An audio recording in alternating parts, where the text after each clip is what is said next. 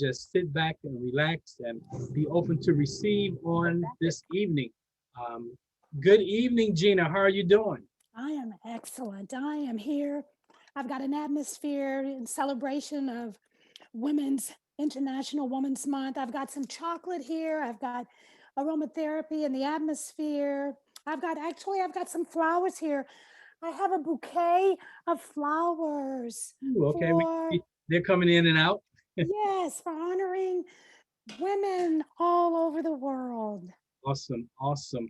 Great. Good evening to my audience. I want to take this opportunity to formally introduce our um, guest, part of our family tonight. And our speaker tonight, our presenter tonight, is Gina Gauthier-Pearson, a widely respected transformational human development trainer and coach. She served in pastoral ministry for over 25 years. Gina is a leader in the field of ontological science of being. Um, she's also inspires self-expression through your soul expansion and maximization of individual and human potential through the facilitation of life management skills workshops and seminars.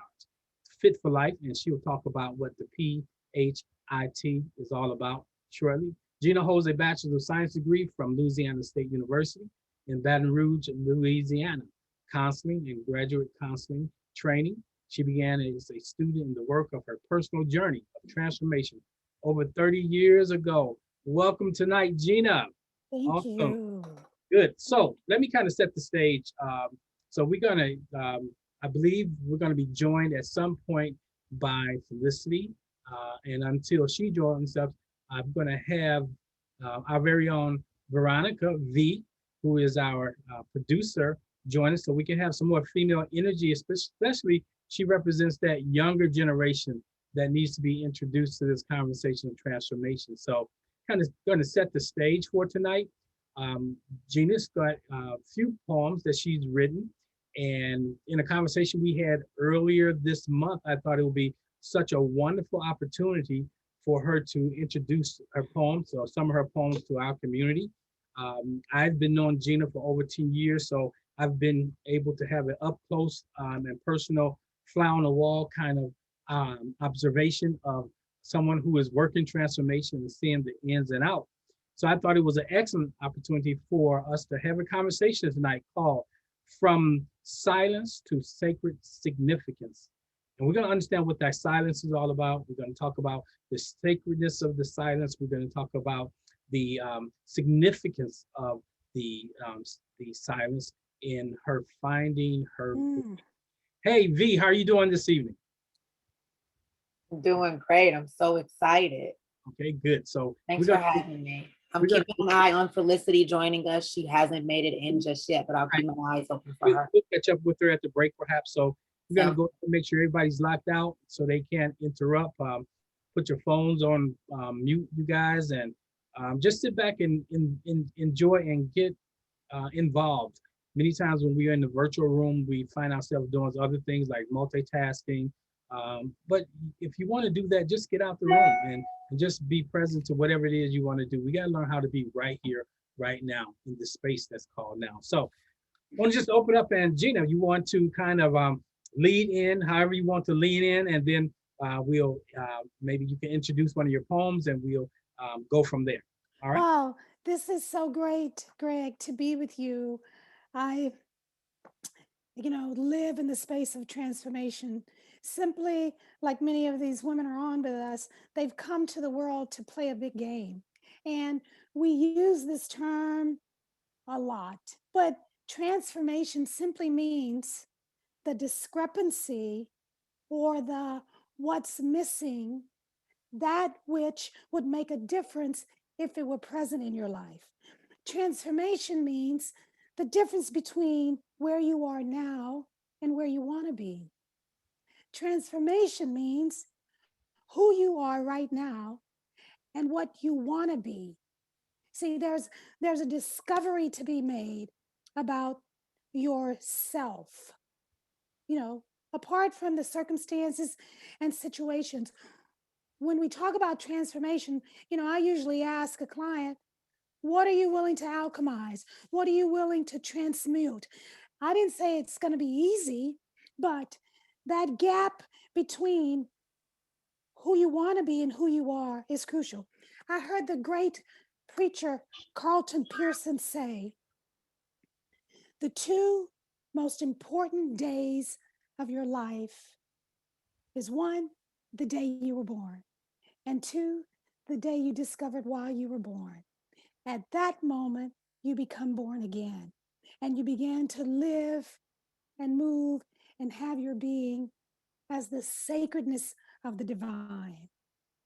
So I'm delighted that you would invite me to be here tonight, to dance in the conversation, to transform myself along the way, because I want to invite you guests to really come in with an ear to hear and look at your own life. I'm going to be sharing mine openly, unabashedly, nakedly, but I want you to consider that for yourself too, because there's a shift that's always happening. Some of you are very powerful women. You're managing and making a lot happen in the world. And I have found that taking on transformation of my life allows me to navigate those places with power.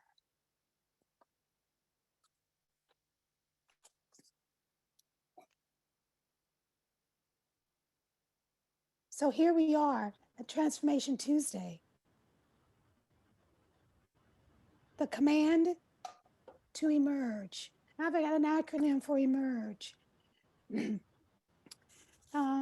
What was it?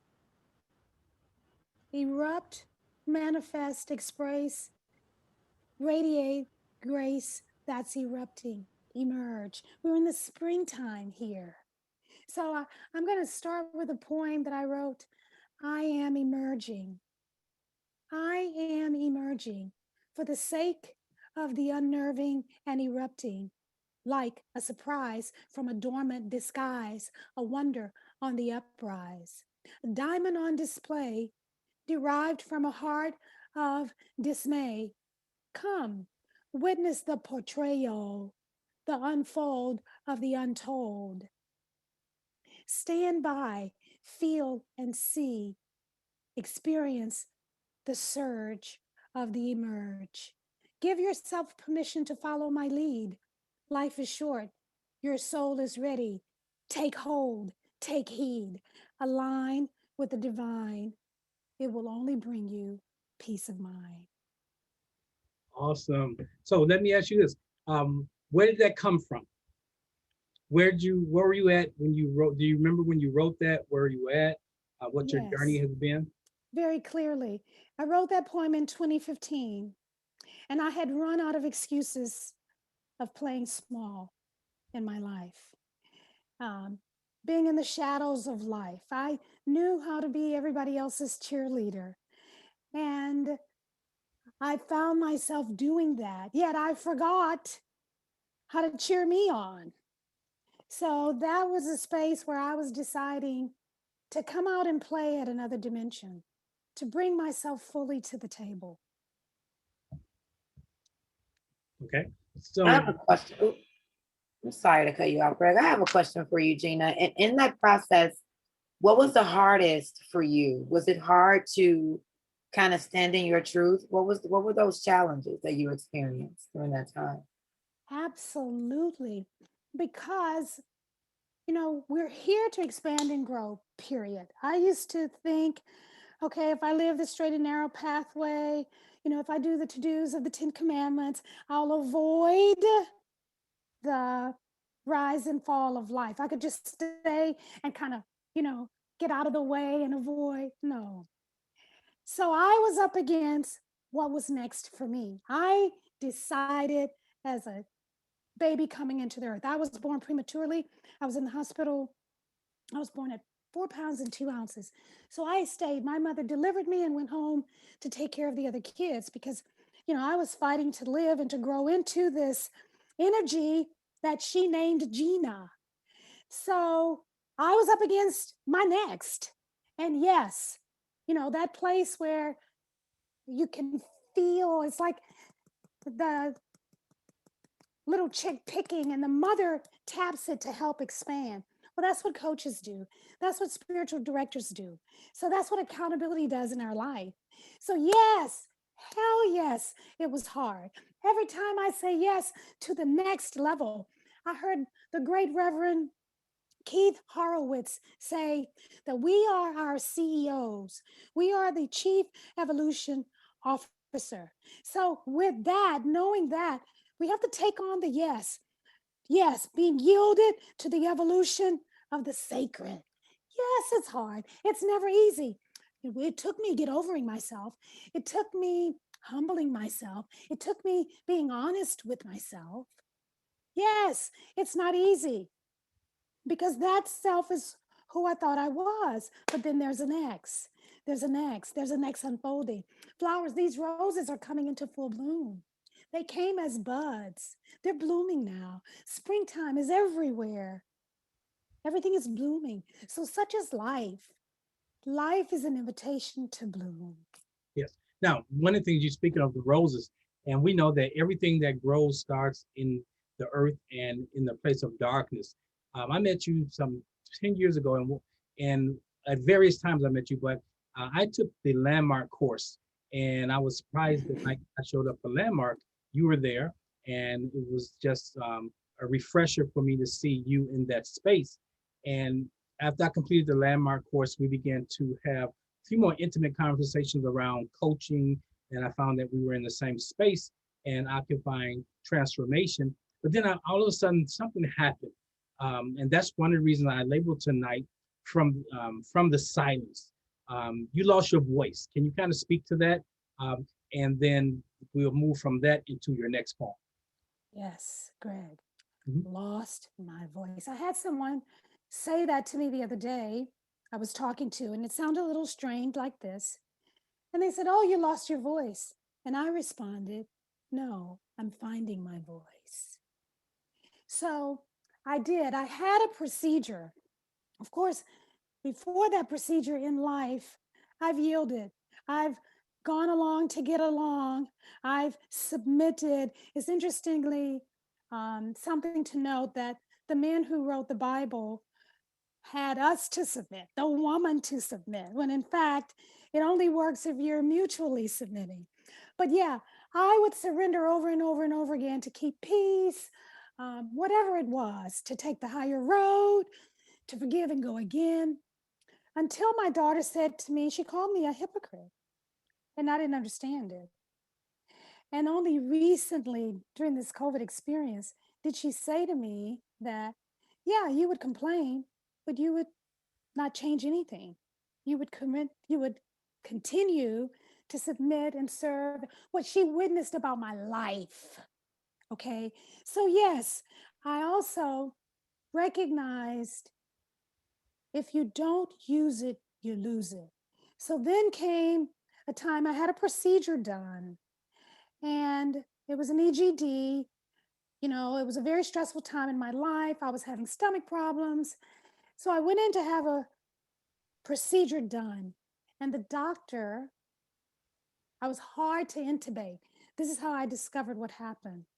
So he had to really press to get that tube down. I felt worse after I had that procedure.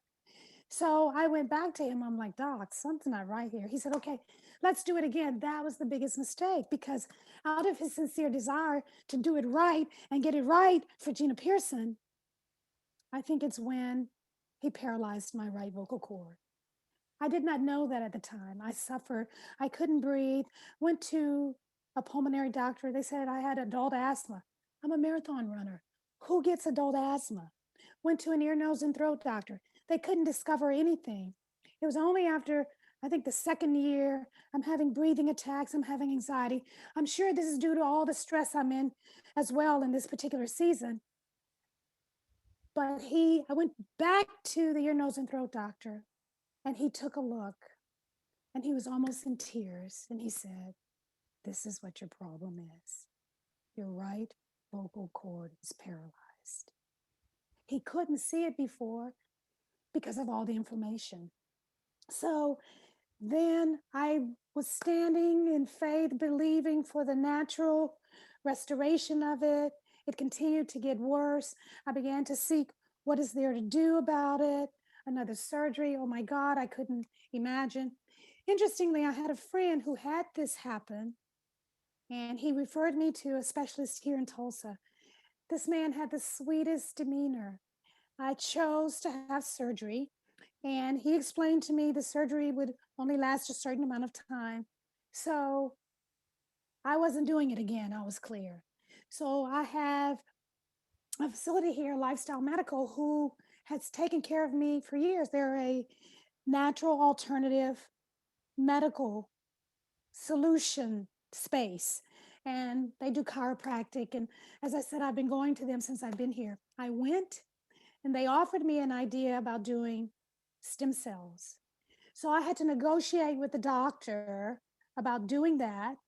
He had to get permission from the hospital. They were able to work with me and meet me at 5 o'clock in the morning, give me the vial. I go straight to the emergency room, the surgical room, to have the surgery, and they inject the life, the stem cells into my vocal cord because I didn't want to do this again. So I'm recovering. I'm finding my voice. I promised God, if you gave me my voice back, I would use it. So Mm, here I am. mm. Well, thanks for sharing that intimate story. Hey, Felicity, it's good to see you in the room this evening.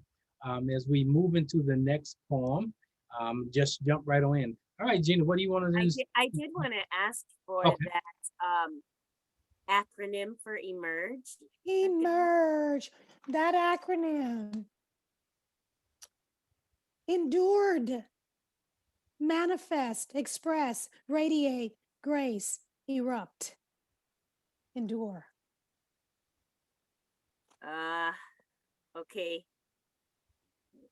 I missed a couple. What's the second and third E? The second E is express. The third E is erupt. Oh, erupt. Okay, and the R? Radiate. Thank you so much. You're welcome. Thanks for being here, Felicity. Happy to be here. So Awesome. we're going to do another poem. Is that Yeah. what you're asking? Okay, let's look at this. I just wrote this last week.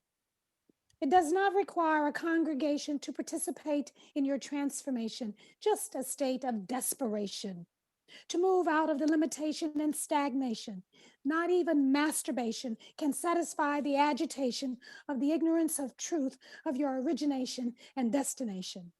The present of the presence has the answer about your essence.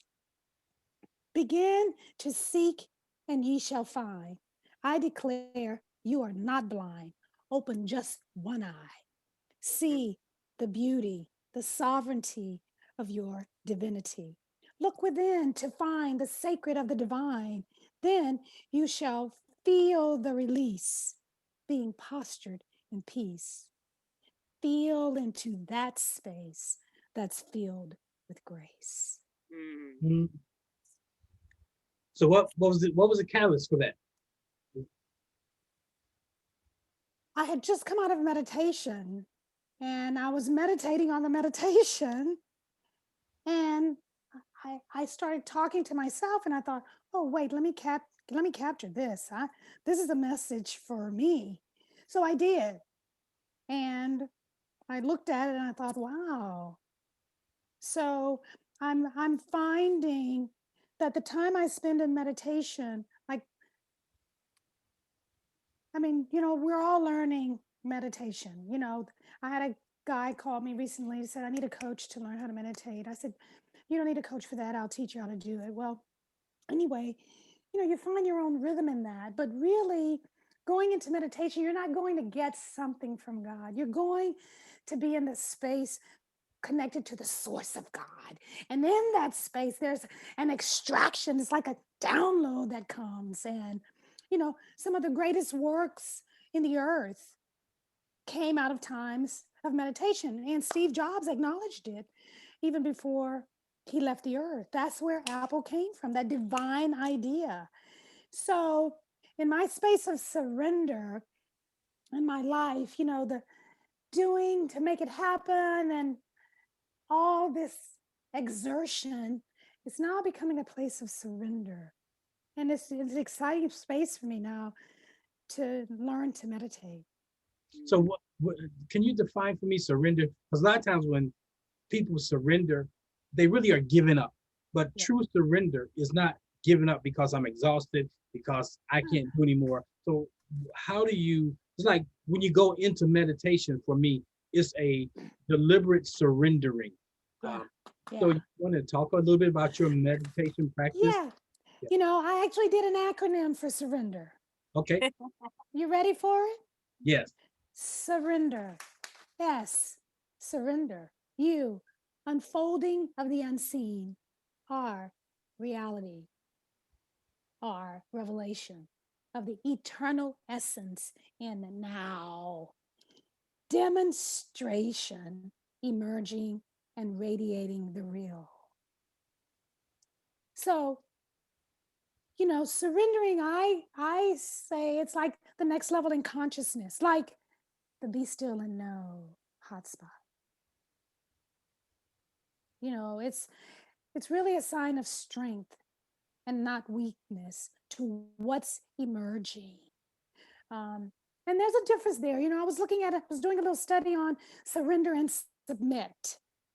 You know, like I said, the Bible was written for us to submit, but that thing can be unhealthy if it's not a mutual thing. It's the lording over, it's a place of control, and it's a very unhealthy thing if you're not aware of it. So it's really interesting when I think of surrendering to the space of the divine, to the higher calling, to the expansion of who I am. And it's not the dirty word of submit that I've experienced in my life, you know, in an effort to do the right thing and be politically correct. Uh, it almost killed me. So everything in balance is important. And in my willingness to not die on the vine of life, Yeah. I chose to rise up out of a space of submission that was becoming suicidal. Mm. Yeah, right. V, is there any questions in the chat room? Not currently, but I definitely really appreciated talking over the difference between surrender and submit.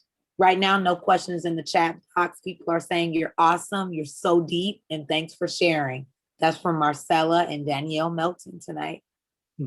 And when we were talking the other night, Gina, one of the things that came to me as I began to put together your at the advertisement, the artwork here that was projected across the email system, I was talking about a little bit of what came to mind was the shade. You know how when we look in the very opening saga of the Bible, it talks about after they both ate of the tree of knowledge of good and evil, and it really, if you read that story, it shows that he was there with her, and then chapter 2, he goes on, and it goes on, the Bible says something really clear. He called her Eve. God never called woman Eve. Eve represents the evening, the shadow of the day. And so I find that women are living inside of, from the very start of the Bible, they're living in the shadow of someone else. Sometimes you can have, and that does not always mean negative, but you got to realize that you have a light that's bright that needs to shine also.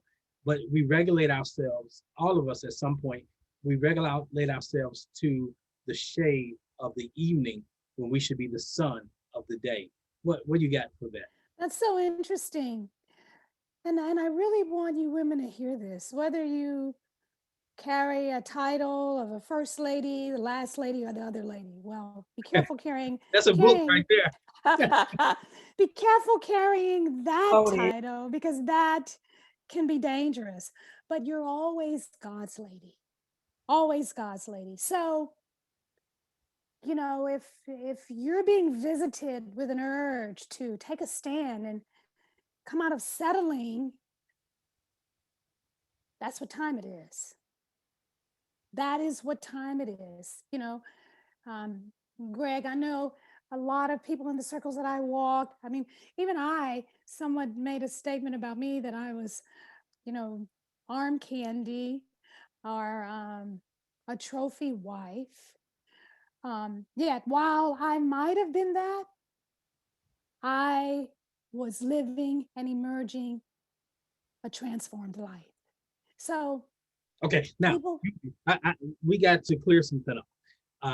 I know you, some of the listeners know you, but there's a large part of our listenership that only know you as the beautiful face, the soft-spoken voice that has come forth in their lives through this ministry. Is there anything else that we need to know? When you say you were a trophy wife, when you say you was an arm piece, have you been married? Are you married? What's happening? well, are we gossiping or what? No, we're not. Um, We um, bring what's I, relevant to the conversation. yeah, so great. So listen, my point around that was people have opinions of you. And when you buy into those opinions, that's when you become unstable. I was a first lady, and Carlton and I are complete in that experience of life. I like to acknowledge that he has been my greatest teacher in this lifetime. So that's what's so around my 26-year marriage. Awesome. And he's a man, awesome man of God. I had the distinct pleasure of meeting you through him, and I find you guys are both two complete awesome people representing a manifestation of God that is showing forth a brilliance and a brightness that can only come through the prism called you. Yes. And, we invite situations and circumstances in our life for our highest good. Nothing comes against us to destroy us, but to move to the next level. And, the experience that I had in expanding myself and being a stand for transformation, I've always been that and I still get to be that. But Mhm. yet, inside of that context, that season is complete. Right. I often I preached a sermon once that says, the perfect setup is poising you for a come up. And so when we say things like things are always working out for me, Yes. many times we say that when they're feeling good, but how about when things come to an end, when things come to a close, and now a new chapter emerges? So let us move Yes. to another poem. Once you make Um, to well, that, I'd like to jump in. yeah, Yes. I just knew that, Gina, that you and I had a lot in common, and I'm certainly finding that out tonight. And I'm so glad, for your authenticity, or to share your story. Um, but going back to what you said about Eve, Greg, that's really informative because it just makes me think about the fact that, Eve was called something, but the moment in life, like you mentioned before from that one quote, is what when you call yourself, Mm. right? Like Yes. when you discover why you're here, and then what do you choose to call yourself? Mm. Being in agreement with what you are, here to do. That's where you really begin to emerge. So Yes. I think that's really powerful, and it makes me feel like we're actually sort of that extension of the word of God, in terms of the fact that, Adam decided to call Eve something, but now what does Eve call herself? And we are that Yes. manifestation. Yes. We are that living word for sure. So Absolutely. yeah, that's really good. And I also just think it's really important the language that we choose to use, well, how we call ourselves, but then how we talk about our stories. And I've never liked referring to my children's father as my ex-husband. That's not a word that I choose.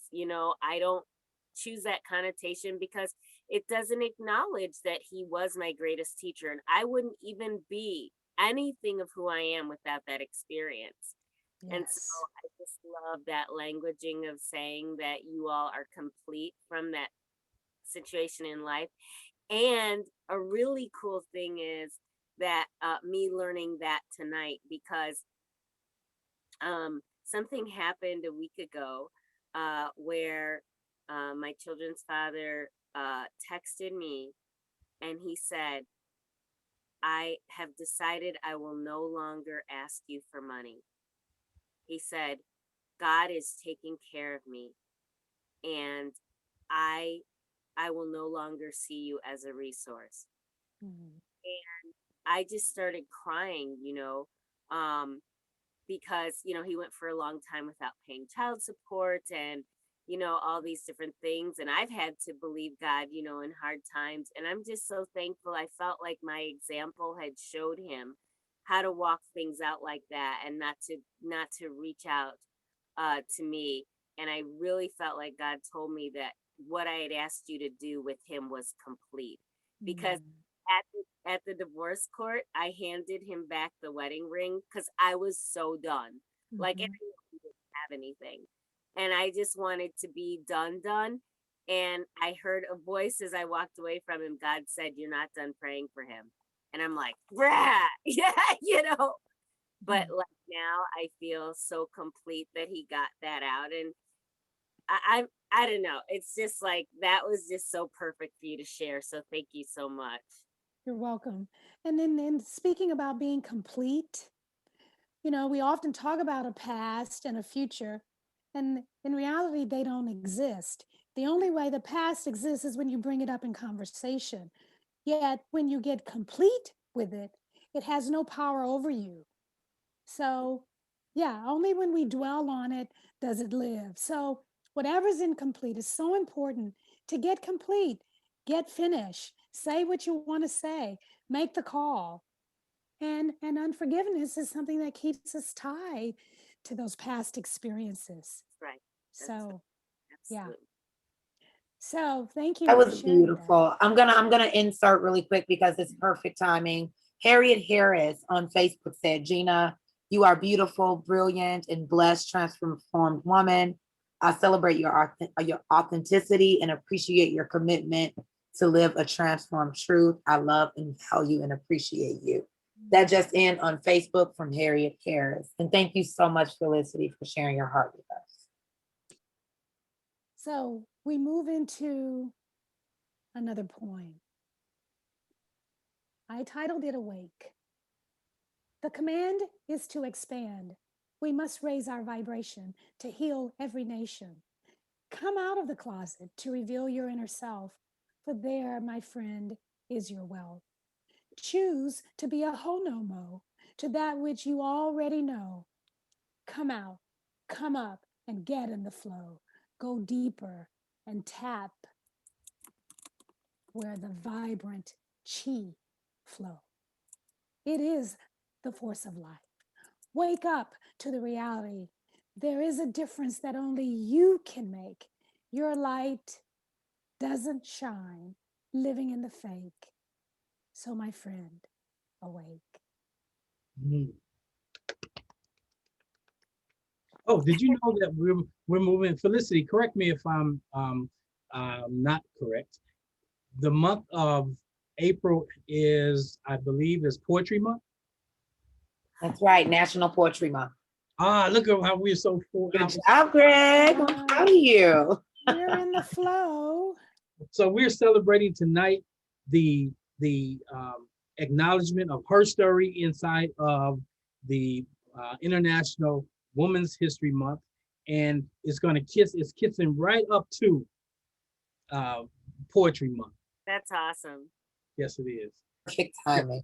So in that poem, Awake, I believe there's catalysts for things we bring forward. Were you coming out of meditation, or where did that come from? I did that poem in 2010, and I was in the midst of walking through this season. And, I did not think I was going to survive that season. It almost killed me, quite honestly. 26 years ago, when I took it on for a lifetime commitment. I was committed to being committed. And I saw when it was slipping through my hands that I had to ask myself, what are you committed to? And I was committed to being commitment. I'm a trainer. a transformed leader. That's what you do when you make a decision. You dance, you get out of the way, you get over yourself, you surrender, you submit to the higher calling. That wasn't what my submission was about then, but I had children here. I was a leader in the community. I was willing to do whatever it took, not only to have it work, but also that what I talked about was consistent with who I was being in the world. And I really could see how my daughter said, you're being a hypocrite. So, yeah, in this space of coming to know the greater expansion, coming into the glory to glory, I came into the earth an individual. Now it's time to expand upon that. And so I thought my mother had 9 kids. Okay, I'm not my mother. I stopped at 2. And I wanted to know what was next for me, inside of having that be what I thought was the greatest thing in the world, was to, my mother was a stay-at-home mom. So I saw her working all the time, serving my husband. Serving her husband, my dad, who actually beat her. So I justified I'm not being beat. So, let's play this game full out. So growing up, that is what I wanted to be, was a wife. And I made a decision in observing my mother, which all girls do, I'm going to do it better than her. That vow I made, it was a whippersnapper to make me to see the judgments I had against my mother. And what I thought I was doing so good at and so well was becoming a slow suicide. So we got to know our seasons and timing. You know, um, I have not one regret, and my past has been a dance with divinity, nothing less. Mhm. I'm a good student. So last Sunday you mentioned, what are you resurrecting? And so I see inside of this last poem, when you're talking about awaking or awake, what would you say to our audience? There's somebody's on this audience as it relates to right now where we're at this season of resurrecting. You want to speak to that? Yeah, excuse me. We are definitely in a season for resurrecting, a season for resurrecting what? What? Our consciousness. The season for coming into being the demonstration of the impartation that has been given to us. It's time to resurrect and give authentically to life. Life is worth living. And so we simply come to expand and to grow, and we go from glory to glory to the greater good. So I didn't have this consciousness as a good little Catholic girl. I just wanted to do the right thing. And so I'm now expanding to know there's a greater way of being in the world other than a role to play. And that being is the very light of the world. It is Hebrews 6, Christ, the hope of glory. It is knowing, coming to know. Is it something anyone can teach you? But you come into that understanding of the I am that I am. That's I what time it is. when you were talking about your marriage just this past time, I kind of had an awakening or an awareness that another blessing from my first marriage was how I gave myself over to submission, because it I've never really thought about the relationship to my submission now to spirit. Like, I mean, I am like so compliant and so but I so I mean, the thing about it is that I'm so convinced, and I've seen evidence as well, but I also feel in my heart that every instruction, every guidance is so for my good. Mm, And I just get so excited about it. Like more and more, even when it's difficult to submit, I'm like kind of even more excited because I'm like, I just start having a feeling that there's going to be even greater reward if I'm being asked to transform in such a new way. And so I was wondering if you ever thought about the relationship in the two submissions, even though I think like similar to your story, like I used to submit and twist myself into a knot to fit into the little box I was given, and then be told how terrible of a job I was doing, et cetera, et cetera. And but I was committed to being committed. I didn't have to have any reward. Like I just did it because that's what I decided I was gonna do. But yes. that training has been amazing for this season because Yes. when I hear spirit, I'm just like, yes. Mm, And I'm like, I know something good is coming. absolutely. That expectation that you have, that evolving, here we go, another acronym, evolve, express with vigor the oneness, the luminousness of the vessel of excellence that you are. One So more time. yeah, One more time, Gina. express with vigor the oneness with the infinite, the luminous vessel of excellence that you are. So life is for living, life is for expansion. We have our beliefs about why we're here, what we need to do to be socially acceptable, to be politically correct. And I've wasted a lot of time, but that was my pattern of growth, trying to fit in, trying to be liked, trying to do more than what's expected. So we reap what you sow. None of that has been wasted. I've deposited quite a bit in my spiritual bank account, even at times when I didn't even realize that. You know, I don't do you a favor when I forgive you. I do me a favor when I forgive me. Yeah, right. So, yeah, I've developed some tremendous practices that have me alive today. It has me with the ability to shine the light that is the greater part of me. Mhm. Well, Gina, what is fit for life? Can you kind of, someone asked me that they saw on your website, Fit for life, and that's PHIT. Can you kind of help us with that? Yes, in 2000, in the year 2000 or 2004, I birthed that when I began to look at what am I here for? I've been transforming my life. I took it this endeavor on, this practice on in 1983. And what I began to notice is the shift in taking on transformation, what it started doing in my life. It was almost like spiritual alignment, a spiritual chiropractor, and submitting to the and surrendering to the greater invitation of who I was. I could breathe better. I was showing up in the world in a different way with grace and ease. The situations I was able to confront, I was able to stand in with power.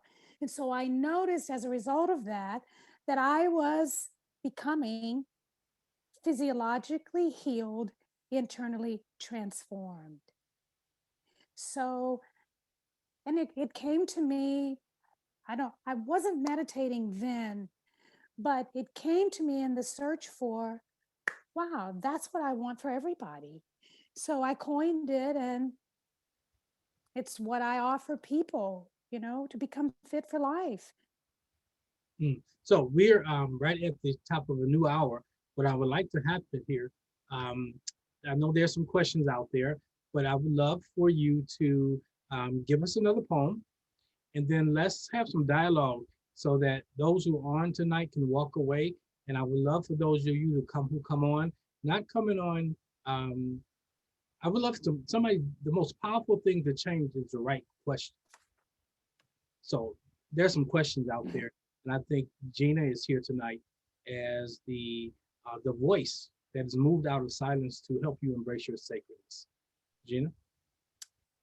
This poem is called Who Am I?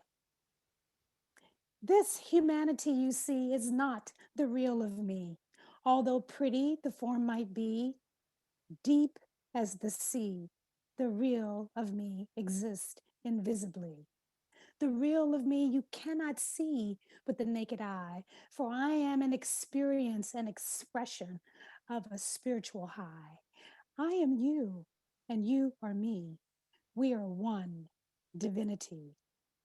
The presence, like the wind, the essence of the infinite, can only be found and revealed from within. Awaken to your authentic self.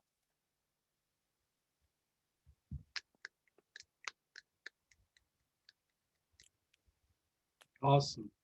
V, what's happening out there? We do have a question just in from Robin Holmes. Robin asked Gina, do you feel that you lost identity throughout your life experience? And how did you rediscover yourself? Thank you. Thanks, Robin.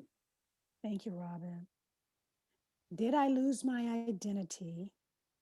And how did I find myself? What I've come to know now,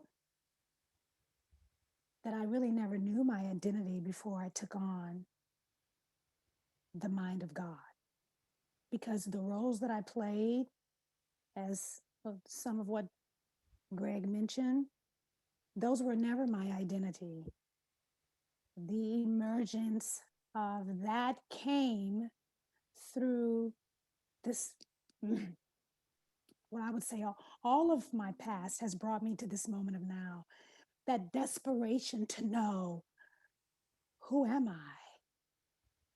Why am I here in the world? Everybody wants to know that. And as I said, I could say to you, Robin, you're bold, you're courageous, you're phenomenal, but only you can declare your I am. So I think most of the world has a lost identity. We have tremendous gifts that God has given us, and we can express them and make a difference for humanity at large. Yet, the rich have a lot of money, they have a lot of things, and for those who don't know this, it is a state of being lost. Suicides are happening over and over and all over the world, over and over again, every moment.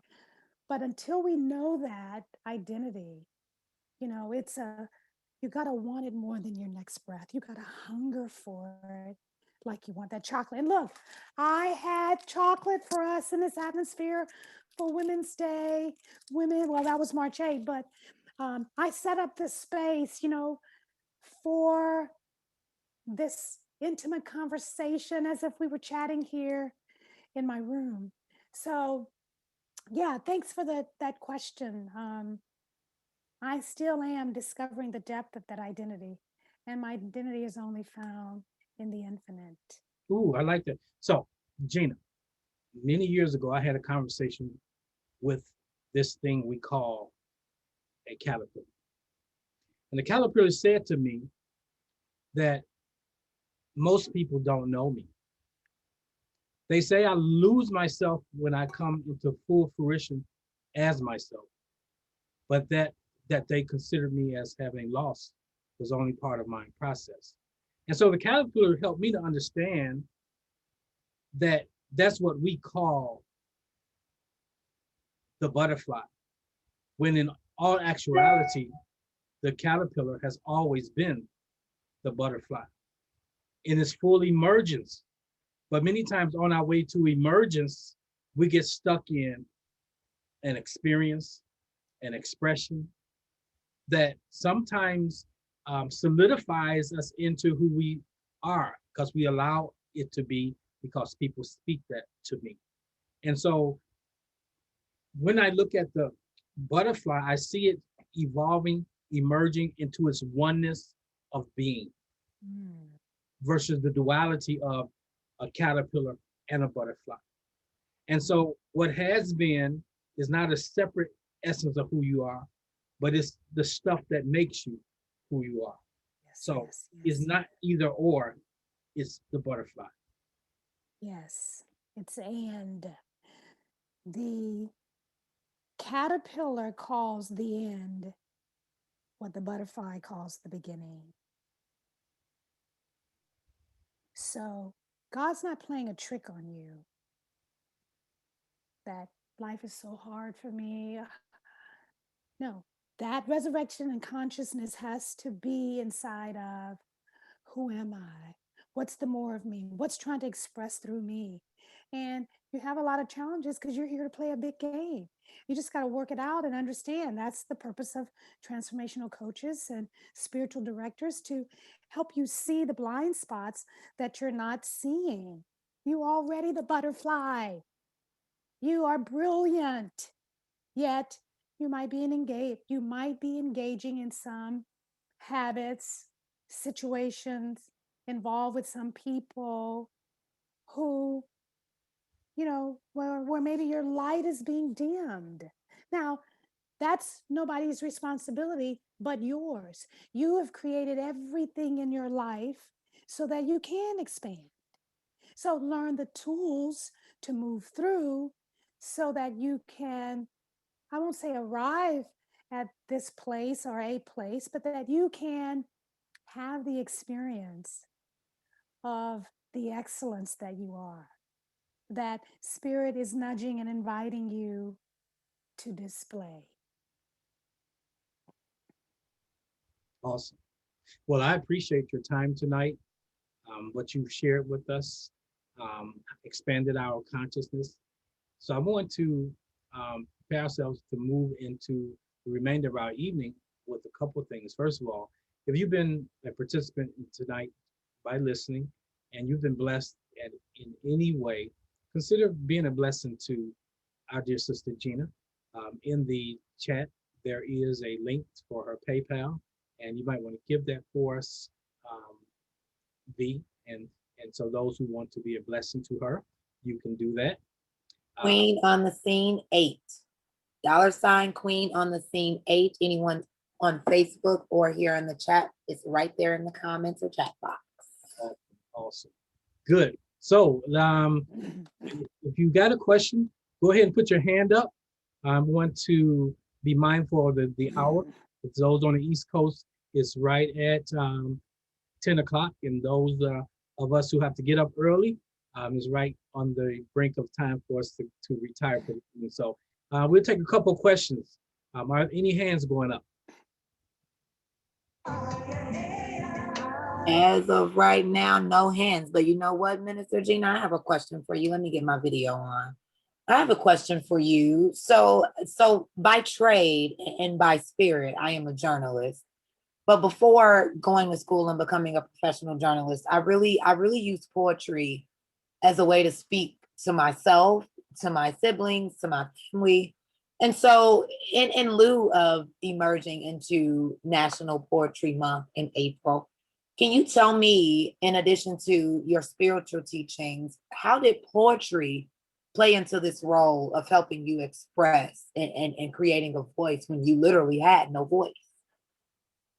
That's a great question. How did poetry play into this, who that I've become? Exactly. Yep. Yeah.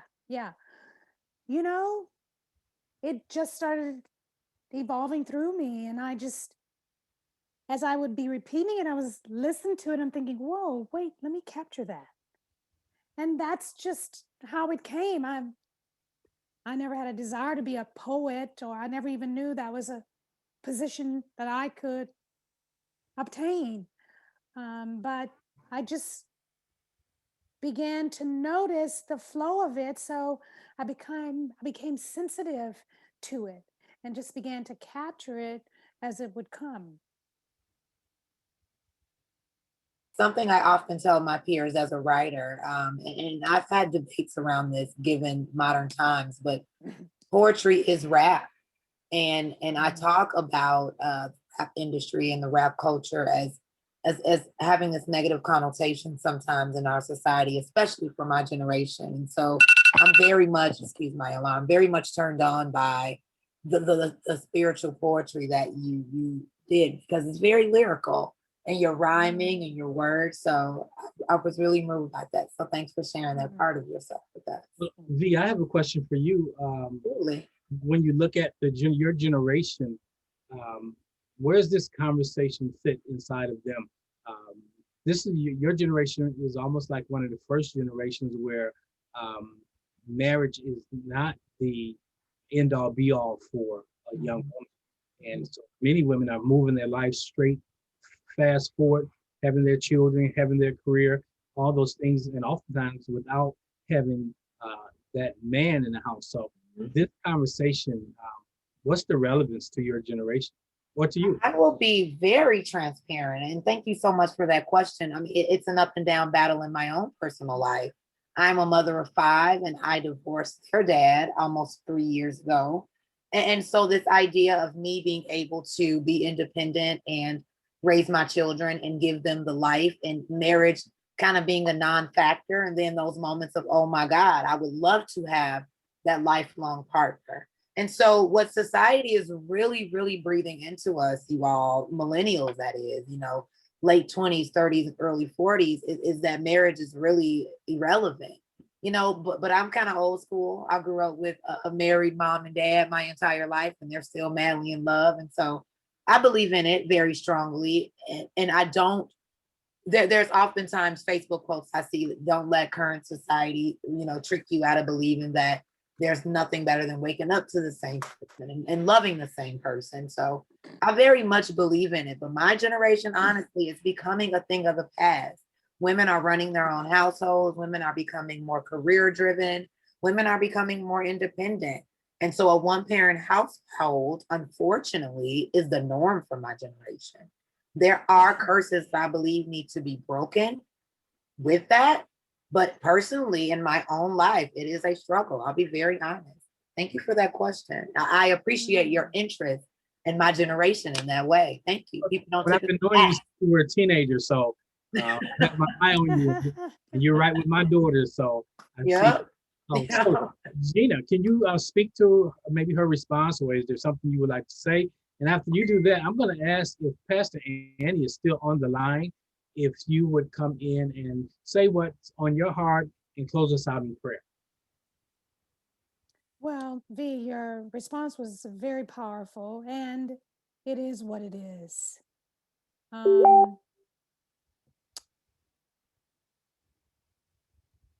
What else is there to say? It doesn't matter what your position is. Your position has no power. It's what you're packing that matters. That is what carries the power. Look, I owned 2 guns. I had a 9mm and I had a little one that I ran with, which one day I was at a red light, and this man began to mess with me, and I just gently moved the gun from one hand to the other. That brother, he did not bother me. So I know with these gun laws today, I mean, we can see the result of it being out of control. But what I'm saying is, the only thing that has power in your life is the presence. And when you awaken to that, you ignite your power. That's when your power comes. The presence is what holds the power. So, you think about this was the time of year when Jesus was on the water with the disciples, and the storm was coming, and they were like, dude, brother, what's up? Get us out of here. Don't you know we're about to die? Jesus stood in his power, told the seas to be calm, told them to be at peace, because he knew, I am that I am. He said, I and the Father are one. He knew that. That's what he activated. So I just want to leave you ladies with that. Pack the power that counts, and that's the presence. I really appreciate that. We look like we have no more hands up or questions on Facebook. That was a beautiful ending, and I think we're okay to wrap it up. Okay. I'd like to speak to the women becoming single. I grew up in my formative years with a single mom, but it was not by her choice. It was by death. During the 1940s, there were many, many, many men that died either because of the war or because of the health issues at that time. So being a single woman was not a negative thing. It was a sign of strength that these women took on the role of being full parent. So even today, when I hear about single parents, I think back to my growing up years, that the single parent, and there were men who were also single parents because women often died during childbirth or some other dis-ease. So being a single parent was not something that people looked at as a negative, but it showed the strength of those women. So we're speaking of women. It showed the strength of those women to take on the next role, the next transformation in their lives that was necessary to complete what God had ordained them to do from the beginning, to be a whole, complete person as they were. So I have thoroughly enjoyed you, Miss Gina. This has been a wonderful weekend for me to listen to you on Sunday and then to hear your acronyms for the names. So I've only done 4 different expressions of my name, which is Annie Pearl Clark. So I have a 3 or 4 for Annie, 3 or 4 for Pearl, and 3 or 4 for Clark. So it gives us something to understand that we have more to express than we think we do, because I would say this morning, I had no idea how to express my name as clearly as you identified your acronyms for the various words. So I've learned a lot tonight. And so I would just like for everyone to join me in consciousness, knowing that we are enough. For God has made us whole, perfect, and complete as we are, as we continue to evolve into the full potential. So we give thanks for the potential that was at the beginning when we were the caterpillar known as an infant and growing into adulthood and knowing that we just transformed into more of that which expresses the allness and the goodness of God in and through each of us. So for this awareness, for this wonderful weekend of transformation, serendipity, and transformation, we do give thanks, knowing that we are all blessed. Yes. And for this, we say thank you, thank you, thank you.